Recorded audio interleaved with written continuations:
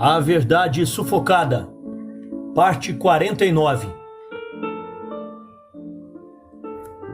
Tribunal Revolucionário em sessão permanente. De 1970 até fins de 1973, os juízes do famigerado Tribunal Vermelho não entraram em recesso. Estiveram permanentemente julgando segundo suas absurdas leis, levados por suspeitas e condenando o réu sem direito à defesa. Em nome da democracia, não davam direito a seus próprios companheiros de ter um minuto de dúvida sobre o mérito de tão insana luta. Baseados em suposições, condenavam sem direito à apelação. Normalmente, acumulavam as funções de juízes e executores. Matéria publicada no jornal O Globo, de 31 de janeiro de 2005. Página 3, contém a seguinte frase, abre aspas. Ao longo de todo o regime militar, houve cerca de 30 casos de justiçamentos. Fecha aspas. Justiçamento de Ari Rocha Miranda, 12/6/1970.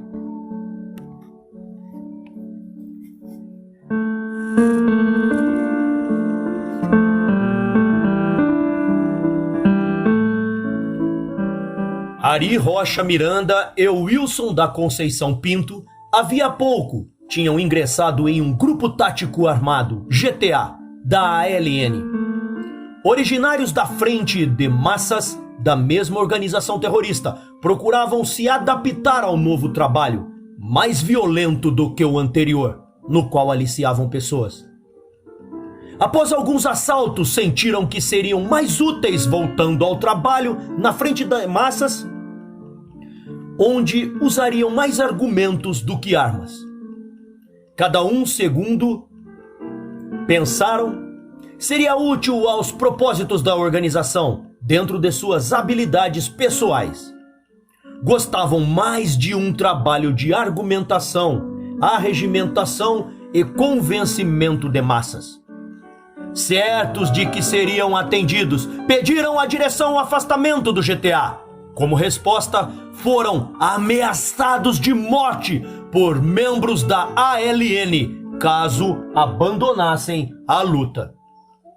No dia 12/6/70, a ALN fez um assalto ao Banco Central de Minas Gerais, na agência da Avenida Nossa Senhora da Lapa, esquina com a Rua Afonso Sardinha, em São Paulo.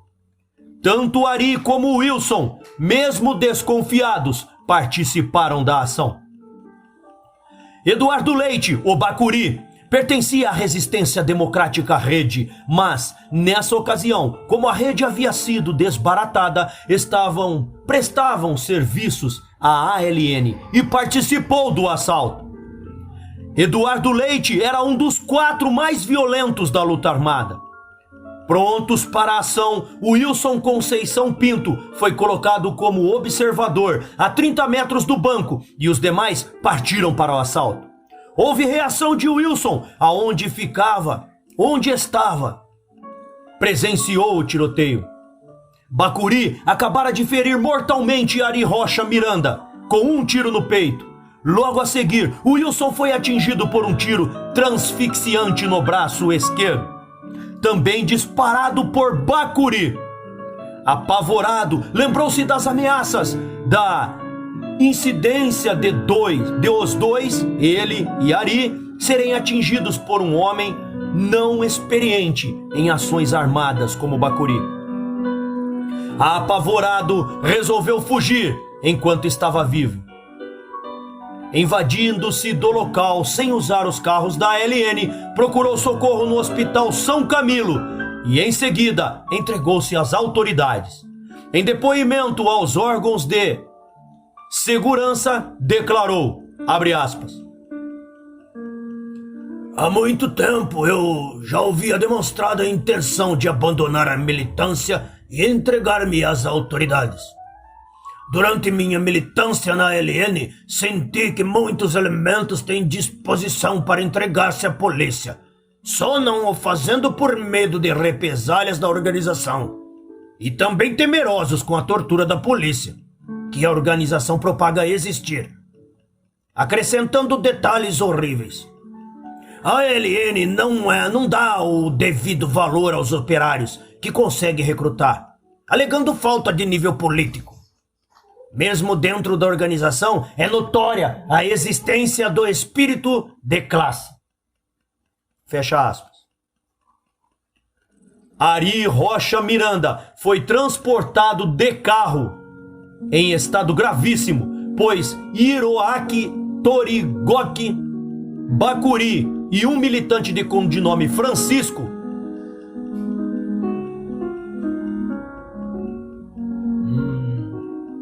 tem uma pequena falha no livro aqui. Deve ser foi para o aparelho de Bakuri, ok? Como a história de cobertura para o ferimento no peito de Ari foi apresentada a versão de Bakuri, confundira os dois companheiros de ação com os seguranças do banco. A farsa prosseguiu com a ida de um militante do GTA, aluno do 3º ano de medicina, ao aparelho para prestar socorro a Ari, quando esse já estava morto. No dia seguinte, foi escolhido um local de enterro. Por volta das 15 horas, 2 elementos da ALN e Bakuri colocaram o cadáver na mala do carro e o enterraram num terreno em Umbuguaçu, para alguns, ou em Itapecerica da Serra, segundo outros. Lá está até hoje o corpo de Ari Rocha Miranda, que na época tinha 22 anos, era natural de Ribeirão Preto e professor de Karatê, 3º Dan. Foi assassinado pela LN porque resolveu abandonar a organização. Durante muito tempo, Ari foi dado como desaparecido e a responsabilidade pela sua morte imputada aos órgãos de segurança. Essa farsa só foi desfeita quando os militantes da organização começaram a cair e na prisão esclareceram a verdade.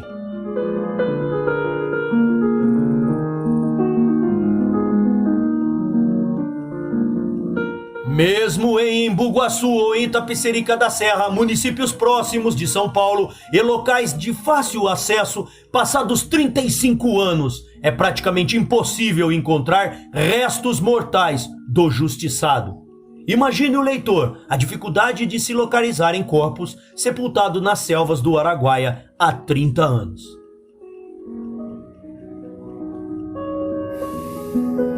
Justiçamento de Antônio Lourenço, 2 de 1971. Em fevereiro de 1971, Antônio Lourenço, o vulgo Fernando, militante da Ação Popular, AP, foi atraído por LSL para um local deserto entre Santa Filomena e Bacabeira, no Maranhão. Com a promessa de um encontro amoroso, Fernando não imaginava que um local tão romântico seria o palco do seu assassinato. Ele havia sido preso e, depois de solto, contatou a sua organização, que o colocou sob suspeita, não investigada, de ser um infiltrado que passava informações para a polícia. Essa simples suspeita foi o suficiente para que a AP, organização formada a partir de dissidências do seio da igreja, o condenasse à morte. Para ele, não havia escapatória. Um grupo de 6 pessoas o esperava em uma trilha e outros tantos em um segundo atalho. Antônio Lourenço foi morto com vários tiros de rifle, 44, e de revólver. Depois de trucidado a golpes de porrete, seu corpo levado para a roça de ALRB. Foi colocado numa cova com palha e incendiado. Restos foram cobertos com terra. No local, plantaram feijão. Fontes: Augusto Aguinaldo Del Nero. A Grande Mentira, Projeto Orville. Justiçamento de Márcio Toledo Leite, 23/3/1971.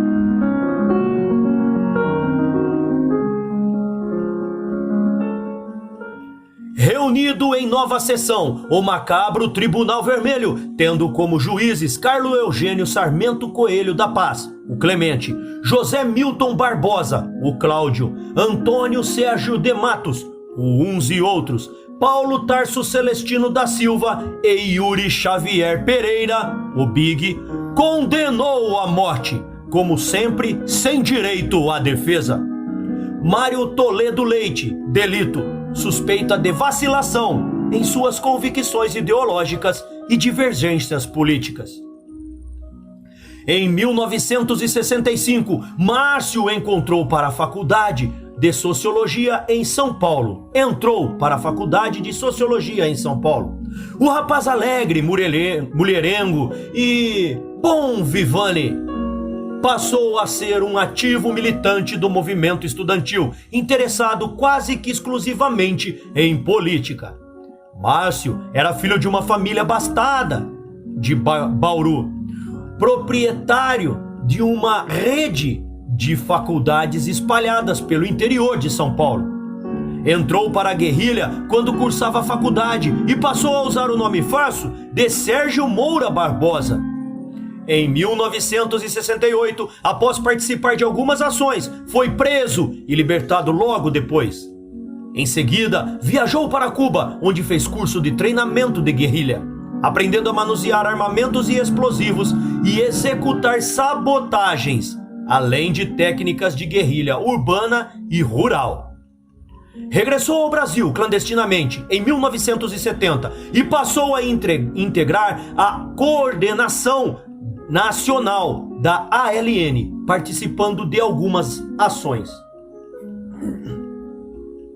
Faziam parte dessa coordenação Carlos Eugênio Sarmento Coelho da Paz, o Clemente, Arnaldo Cardoso Rocha, o Jiboia, Elcio Pereira Fortes, o Nelson, Yuri Xavier Pereira, o Big, e Márcio Toledo Leite, o Vicente.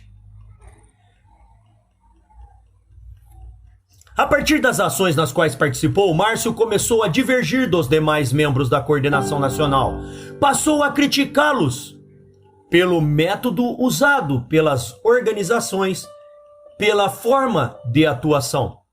Esses jovens estudantes que, como apregou, tanto lutaram pela liberdade e redemocratização do país, autoritários e antidemocráticos, jamais permitiriam que alguém questionasse decisões do grupo e muito menos tentasse deixar a luta armada ou a organização.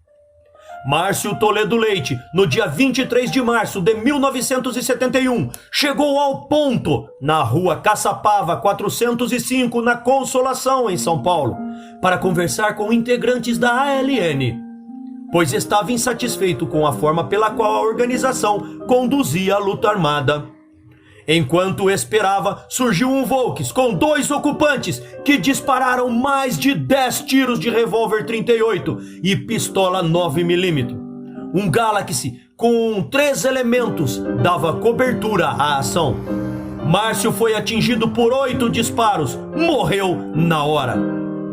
Participação da ação: Carlos Eugênio Sarmento Coelho da Paz e Antônio Sérgio de Matos. Autores dos tiros: Yuri Xavier Pereira, Paulo de Tarso Celestino da Silva e José Milton Barbosa na cobertura. A ALN assumiu a autoria do assassinato em panfletos deixados no local. Abre aspas. Foram ouvidos os companheiros do comando diretamente ligados a ele e foi dada a decisão. Uma organização revolucionária em guerra declarada não pode permitir a quem tenha uma série de informações como as que possuía vacilação dessa espécie, muito menos suportar uma defecção desse grau em suas fileiras. Cada companheiro, ao assumir qualquer responsabilidade, deve pesar bem as consequências desse fato. Depois disto, não se permite recuos. As divergências políticas serão sempre respeitadas. Os recuos de quem não hesitou em acertar as responsabilidades, nunca. O resguardo dos quadros de estrutura da organização é questão revolucionária. A revolução não se admitirá recuos. Ou ficar a pátria livre, ou morrer pelo Brasil. Ação Libertadora Nacional, ALN. Fecha aspas. Após a morte de Márcio Toledo Leite, as autoridades encontraram seus bolsos uma carteira de identidade que o identificava como Sérgio Moura Barbosa e uma carta onde ele fazia um longo relato sobre suas divergências com seus companheiros da ALN. A carta é encerrada da seguinte forma, abre aspas. Não vacilo e não tenho dúvidas quanto às minhas convicções. Continuarei trabalhando pela revolução, pois ela é meu único compromisso. Procurarei onde possa ser efetivamente útil ao movimento, e sobre isso conversamos pessoalmente. Fecha aspas. A respeito desse justiçamento, extraímos trechos das seguintes opiniões da reportagem. Os Tempos de Cólera, de Chico Nelson e Paulo Adário, Jornal do Brasil, Caderno Especial, 14/6/1987, página 4. É importante situar isso na tradição. Esse tipo de autoritarismo tem precedentes históricos ilustres no Brasil e no mundo. As discussões políticas no interior do Partido Comunista só serviam para ratificar o já estabelecido, ou terminavam com a marginalização e expulsão das vozes dissidentes. É importante ver o Carlos Eugênio como herdeiro de uma tradição levada ao seu ponto extremo.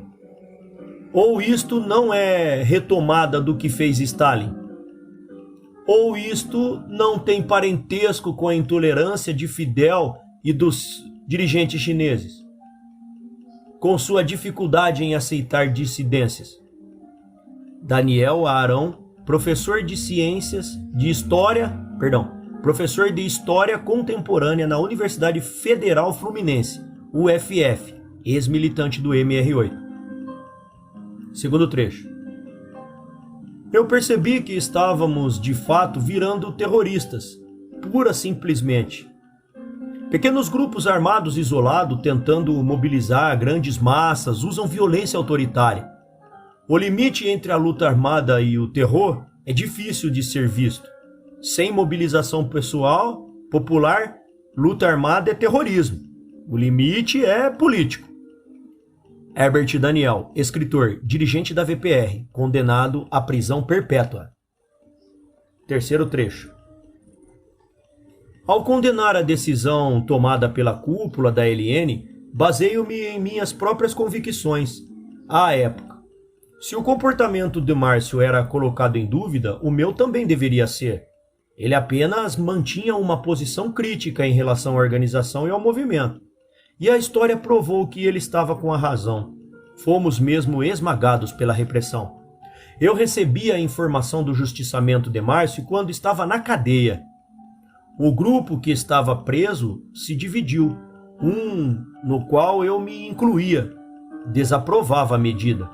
Outro concordava com o julgamento. Paulo de Tarso Venceslau, editor, ex-militante da ALN. Fecha aspas.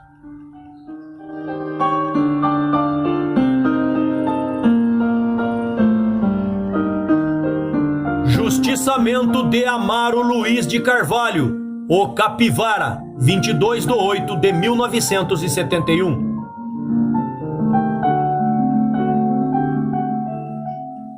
O Partido Comunista Revolucionário, PCR, restringia suas atividades a pichações, panfletagens e aliciamento de camponeses na região Nordeste.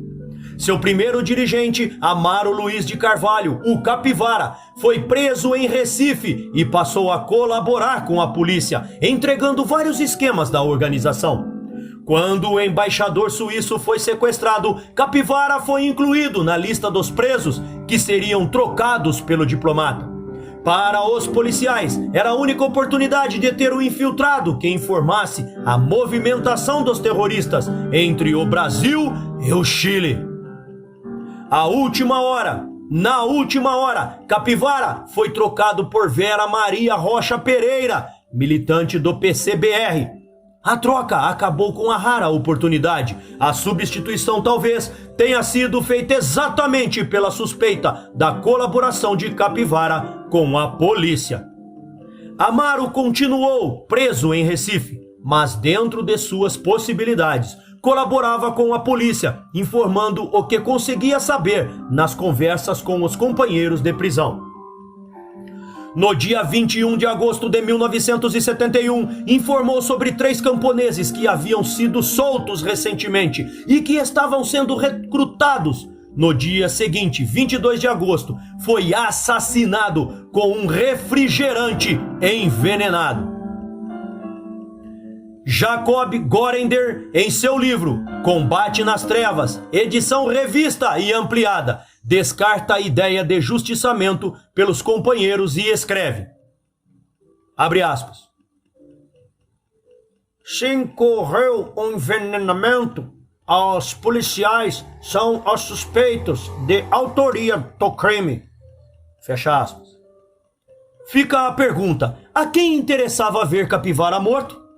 A polícia, que tinha nele um colaborador, passando-lhe informações, ou ao partido que se sentia atraído?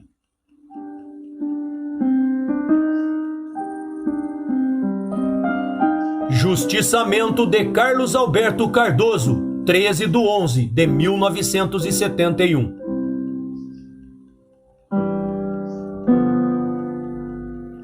Carlos Alberto Cardoso, o Jaime, militante da Ação Libertadora Nacional, ALN, foi preso pelo Centro de Informações da Marinha, CENIMAR, em 9 de outubro de 1971, no Rio de Janeiro. Era enfermeiro e colaborou em um assalto ao hospital em que trabalhava. No interrogatório, teria feito um acordo com o centro para ser informante e colaborar com o órgão. Depois de solto, ou arrependeu-se ou não teve tempo de passar as prometidas informações, pois 4 dias depois foi justiçado pelos companheiros de organização. No dia 13 de novembro, Carlos Alberto foi executado pela LN com 21 tiros de metralhadora no bairro Encantado, no Rio de Janeiro.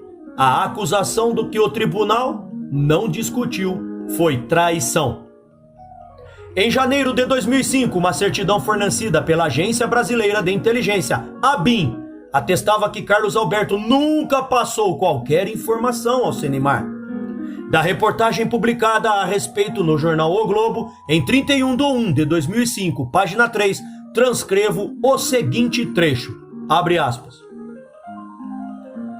Com base na certidão, o ministro Nilmário Miranda, secretário dos Direitos Humanos, defendeu que o processo de indenização à família Cardoso e aos parentes de todos os militantes de esquerda, vítimas dos próprios grupos em que militavam, sejam analisados e aprovados pela Comissão de Anistia. Fecha aspas.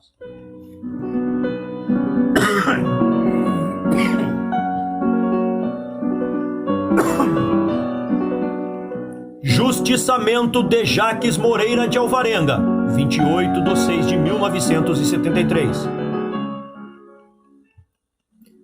A Resistência Armada Nacionalista, RAM, criada a partir do movimento de resistência militar nacionalista ainda no Uruguai, sob a influência dos sonhos revolucionários de Brizola, congregava militares e civis em torno do objetivo de tomar o poder no Brasil pela luta armada. Uma das primeiras ações da RAM, ainda no Uruguai, foi a invasão da embaixada da então Tchecoslováquia em Montevidéu, em 11 de junho de 1967, por um grupo de 7 brasileiros que desejavam viajar para Havana para fazer curso em Cuba. Em 1973, algumas organizações terroristas estavam chegando ao fim. Os quadros que continuavam atuando estavam reduzidos à ação eficiente e enérgica dos órgãos de segurança, limitava o movimento dos militantes. Alguns haviam morrido, outros estavam presos e muitos tinham fugido para o exterior. Portanto, a perda de um militante era irreparável. Não havia como substituí-lo. O jovem, alertado, sabendo que era usado, já era facilmente cooptado pela luta armada. Neste mesmo ano, o líder da RAM, Amadeu de Almeida Rocha, comandante Amadeu, que foi preso na guerrilha de Caparaó, logo depois, libertado, voltou à luta armada. Um dos poucos militantes que restavam da RAM era o professor Jacques Moreira de Alvarenga. Para sua infelicidade, no curso onde dava aulas para vestibulandos, conheceu e tornou-se amigo de Merival Araújo, o Zé da ALN, um dos participantes do assassinato do delegado Otávio Gonçalves Moreira Júnior.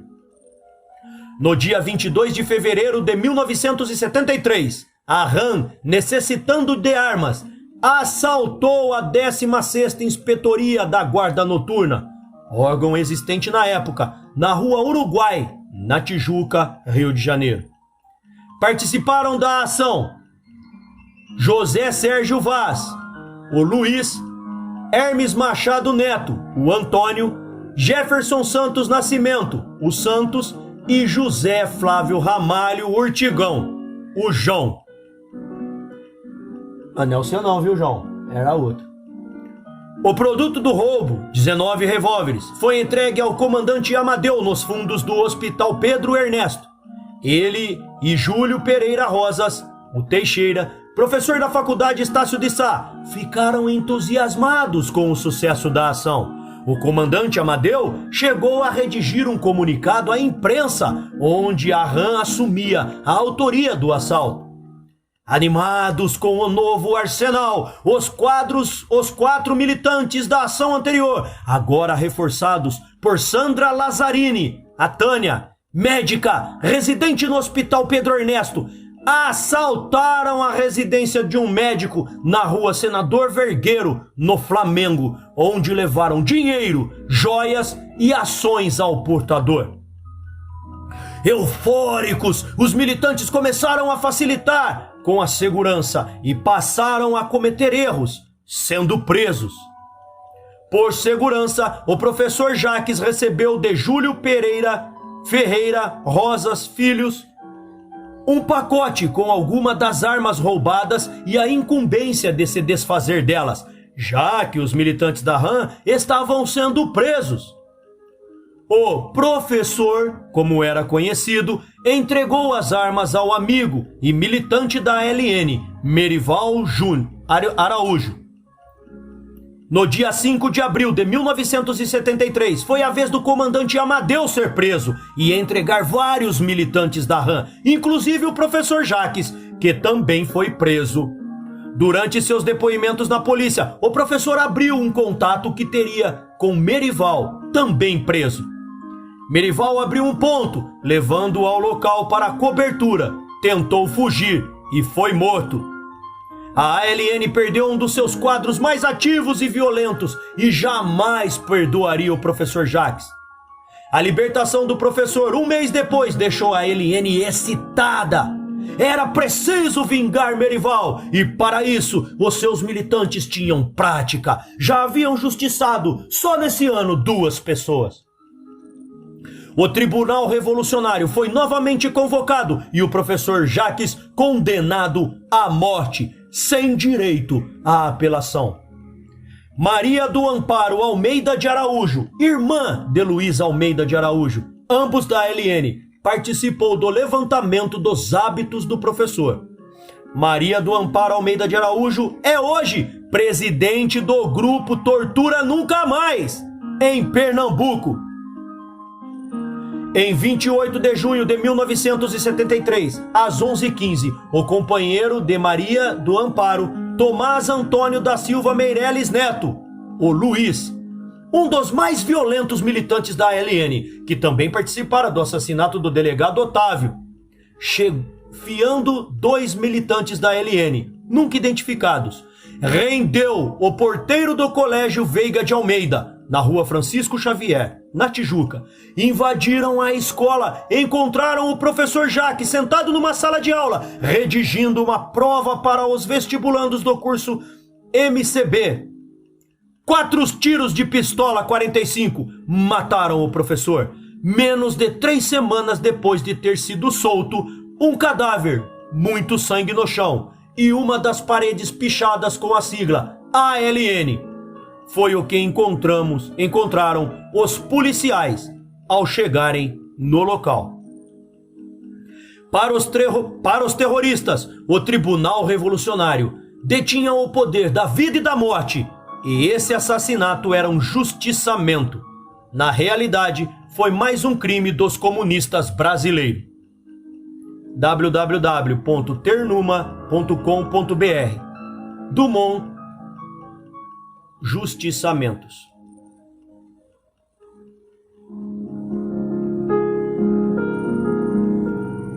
Justiçamento de Salatiel Teixeira Rolim, 22/7/1973.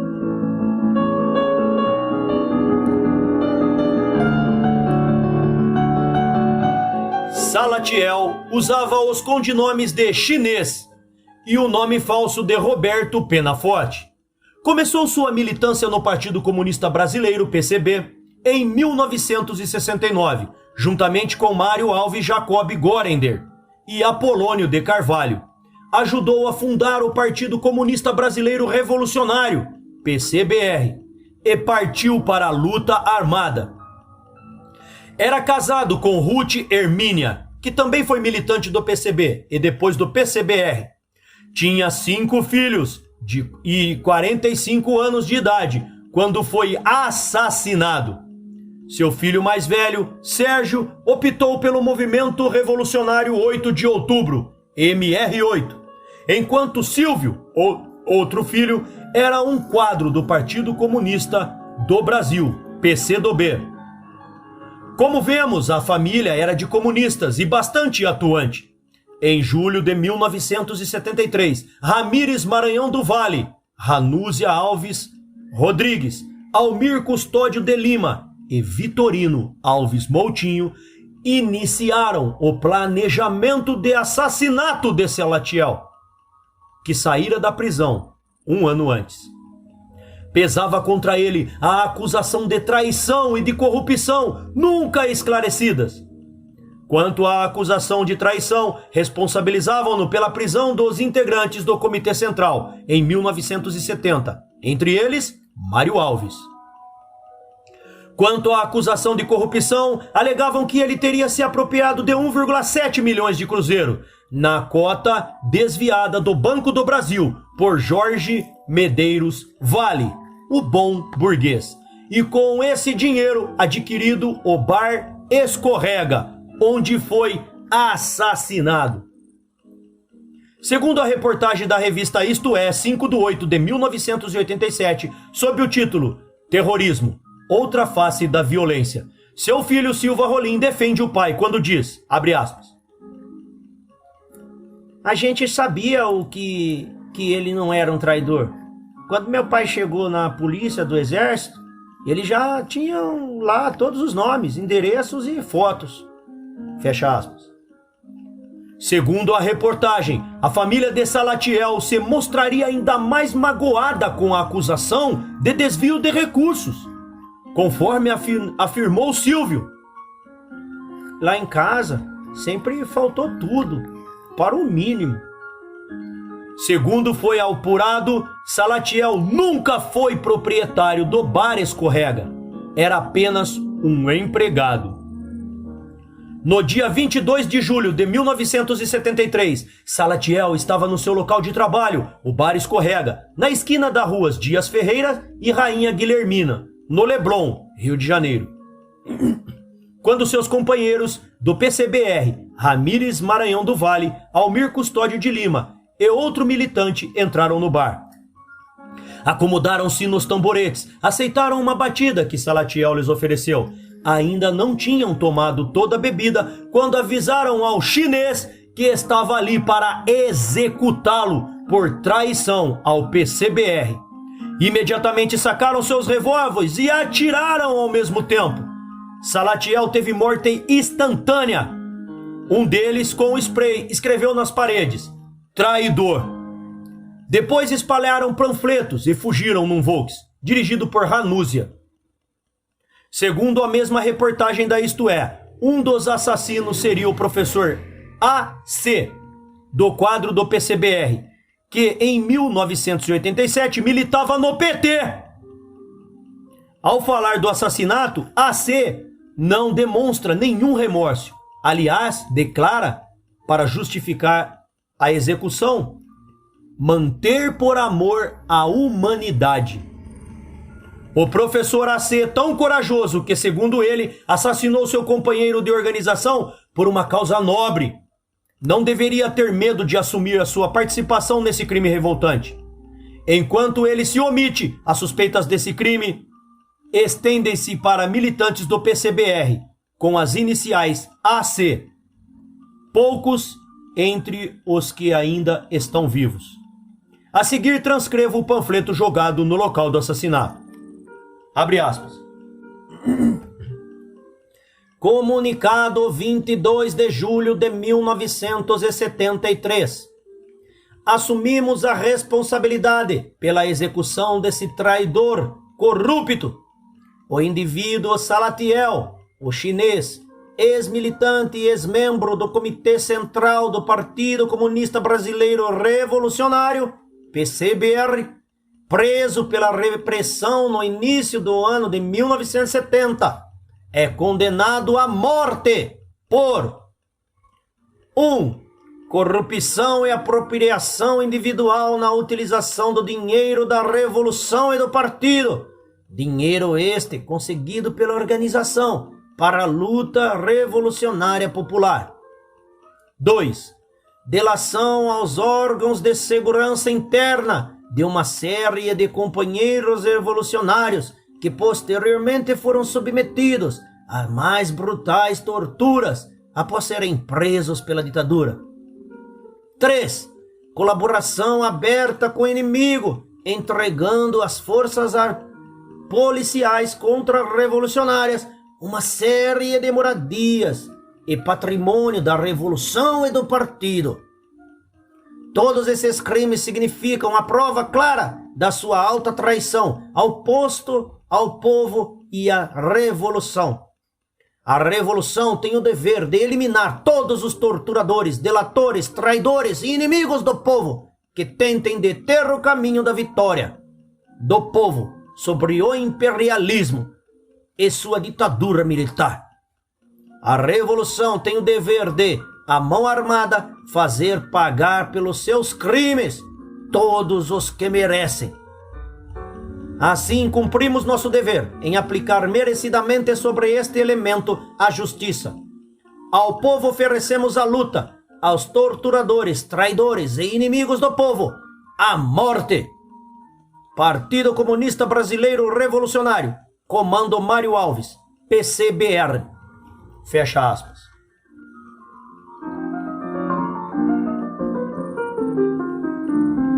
Tribunal Revolucionário nas Matas do Araguaia.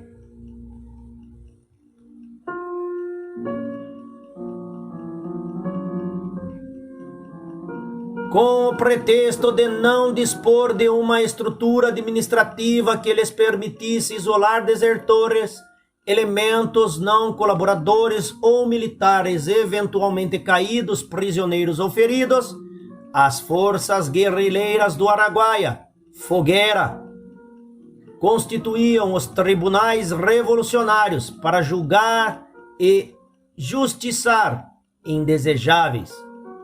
A esse poder supremo são creditadas as mortes de Rosalino de Souza, o Mundico, militante desertor, e dos moradores locais Osmar, o Pedro Mineiro e João Mateiro. Fecha aspas. A eliminação fria dos inimigos foi tacitamente admitida no relatório Arroio, Editora Anita Garibaldi, 1996.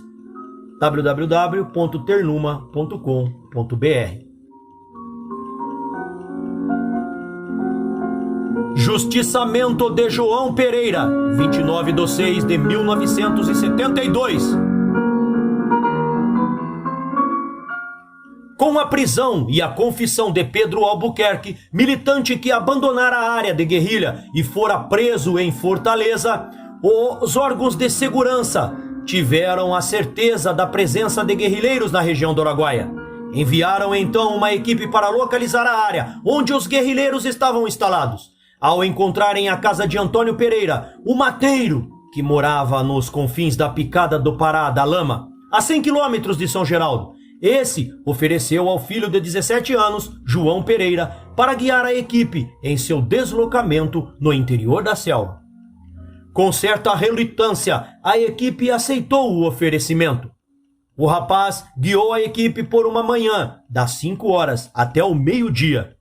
Descoberta a colaboração do jovem, integrante da guerrilha do PCdoB, em 29 de junho de 1972, foram à casa de seu pai, prenderam-no e no quintal, na frente de seus genitores, cortaram primeiro uma de suas orelhas, depois a outra, cortaram seus dedos, suas mãos e finalmente acabaram com a tortura do menino, mataram-no com uma facada.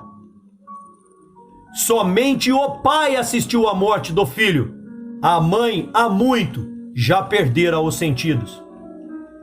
A tortura e morte do rapaz deveriam servir de exemplo para que nenhum outro mateiro auxiliasse as autoridades na busca dos guerrilheiros. Segundo o relatório de Ângelo Arroio, um dos chefes dos guerrilheiros na região, abre aspas, a morte desse bate-pau causou pânico entre os demais na zona. Fecha aspas. Observação. Bate-pau. Termo usado para designar o guri, o mateiro.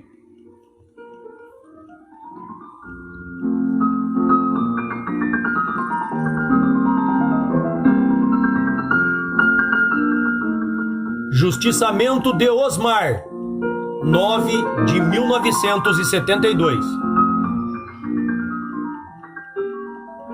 Trecho do depoimento do bate-pau Venâncios de Jesus, abre aspas. Encontrei no caminho com Osmar. Era um mateiro admirado por Oswaldão, por causa do seu domínio sobre a mata.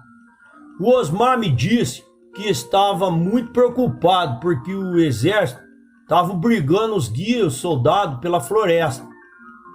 E tinha medo de acabar morrendo. E me pediu para avisar o Oswaldão que estava sendo forçado a fazer isso. Mas ele só dava umas voltinhas por perto e o soldado já ficava satisfeito. Ganhei do Osmar um pedaço de carne de onça e parti, sem falar qual era o meu destino. Depois ficamos sabendo que ele fora cooptado pelo fato do exército e o nosso destacamento acabou justiçando ele. Fecha aspas. Fonte: www.desaparecidospoliticos.org.br/Araguaia.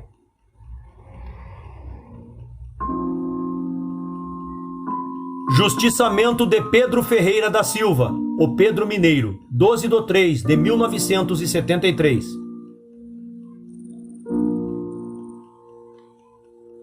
No dia 12 de março de 1973, Oswaldão julgou, condenou e mandou executar Pedro Mineiro, por ser informante do exército. A sentença foi executada por um grupo que trucidou a golpes e de enxadas e foi-se. Justiçamento de Rosalindo de Souza, o Mundico, 16/8/1973. Mundico, militante do PCBR, participou ativamente do movimento estudantil, formou-se advogado na Faculdade Cândido Mendes em abril de 1971. Foi para Caianos participar da guerrilha do Araguaia, como comandante do destacamento C. Morreu em setembro de 1973 e, para sua morte, seus companheiros têm 3 versões diferentes. Para o relatório Arroio, a morte de Mundico, do C, por acidente, com arma que portava. Para Elza Monerati, um depoimento no Congresso. Parece que sua morte não teria sido acidental, teria sido assassinada por um bate-pau. Existe uma terceira visão entre os companheiros do PCdoB, que teria se suicidado. José Antônio de Souza, irmão de Mundico, auditor fiscal em Ilhéus, declara, abre aspas, acho muito estranho falar em acidente de armas com Rosalino, pois todo mundo sabe que ele tinha muita experiência como caçador e era um exímio atirador. Fecha aspas. Nos arquivos do DOP São Paulo consta que ele foi justiçado pelos companheiros em 16 de agosto de 1973. Fonte: www.desaparecidospoliticos.org.br/Araguaia. Nem mesmo os pobres e indefesos animais estavam livres do fatídico tribunal. A cadelinha Diana, ou para alguns, Coroa, também foi uma de suas vítimas. Provavelmente seus filhotes, privados do leite materno, talvez não tinham sobrevivido. Como se pode ver a seguir. Abre aspas.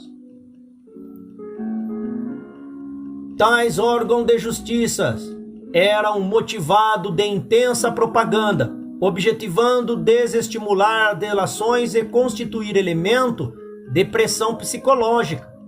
Irracional e vítima da racionalidade guerrilheira, a cadelinha Diana, mascote do destacamento A, foi justiçada a facadas pelo militante Miquéias Gomes de Almeida, o Zezinho, acusada de denunciar a posição do destacamento por deslocar-se, levada pelo instinto materno, do ponto onde se encontravam seus amigos, homens, até o lugar onde estavam seus filhotes, para simplesmente dar-lhes de mamar. Fecha aspas. www.ternuma.com.br. Era essa a justiça revolucionária. Esses foram alguns de seus crimes, inescrupulosos, como sempre. Extorquem dos cofres públicos vultuosas recompensas como forma de reparação. Quem os recompensa pratica o mesmo tipo de justiça, venal e cruel. A diferença é que agora somos nós, contribuintes brasileiros, os justiçados. Pelo visto, o Tribunal Revolucionário continua em sessão permanente. Mudaram apenas os juízes e a condenação.